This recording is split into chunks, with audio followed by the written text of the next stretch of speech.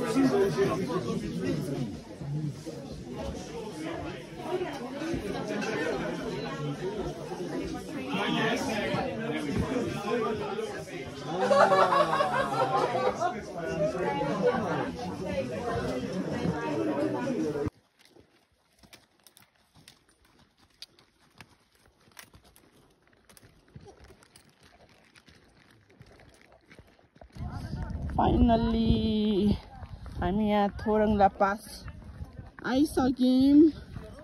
यहाँको height 5416 metre. ल हजुर भन्नुहोस् कस्तो फिल गर्नु भएको छ? एकदम ठिक भयो मलाई। अनि लक्ष्मीजी भन्नु त, उहाँ त हाइपर एक्साइटेड भएर उहाँले मलाई छोडेर आउनु भएको। उहाँले रेकर्डै राख्नु भयो। म सके आज हिँड्न सके। Finally we are success Thorung La pass. अनि यो मेन भनेको उहाँको यो हाइपर एक्साइटमेन्ट भनेको त उहाँले ब्ल्याक कफी खानु भएको थियो, त्यसकै क्रेडिट हो जस्तो लाग्छ। भाइ कहाँ छुटेको तिमी?